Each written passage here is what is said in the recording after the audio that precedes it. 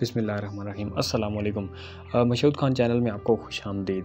اس channel کا مقصد یہ ہے کہ آپ کو آج کے ہر آنے والے دن کی اہمیت کے بارے میں بتایا جائے کہ تاریخ میں آج کا دن کس اہمیت کا حامل ہے۔ تو ہم آج بات کرتے ہیں 30 نومبر 1948۔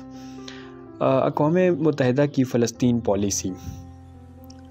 پیرس فرانس کے شہر میں چودھری محمد ظفر علی خان، پاکستان کے سابق وزیر خارجہ، نے آج نومبر 30، 1948 کو اقوام متحدہ کی میجر پولیٹیکل کمیٹی کو متنبہ کیا کہ فلسطین کی موجودہ صورتحال کو ربڑ سٹیمپنگ کرنے سے آگ لگنا شروع ہو جائے گی، جو وسیع علاقے اور شاید باقی دنیا کو اپنی طرف متوجہ کرے گی۔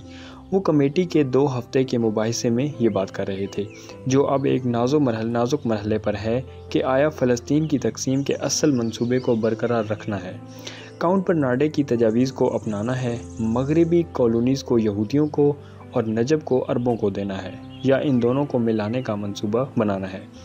مسٹر ظفر اللہ نے پاکستان کا رویہ بتاتے ہوئے کہا تھا کہ دونوں منصوبے انتہائی جابرانہ تھے اور انتشار، پریشانی اور جنگ کو ہوا دیں گے۔ اعلان کیا کہ ان کا ملک ایک ایسی تقسیم پر غور کرے گا جس میں یہودی ریاست میں عرب اقلیتوں کو مستقل اقلیت کا درجہ نہیں دیا گیا۔ پیرس سے خبر رساں ایجنسیوں کے مطابق نام نہاد ریاست اسرائیل نے آج نومبر 29 کو اقوام متحدہ کی رکنیت کے لیے باضابطہ طور پر درخواست دی اور سیکیورٹی کونسل سے کہا کہ وہ اس اجلاس میں اپنی درخواست پر غور کرے۔ If you like this video, please subscribe, share and like. Thank you for watching.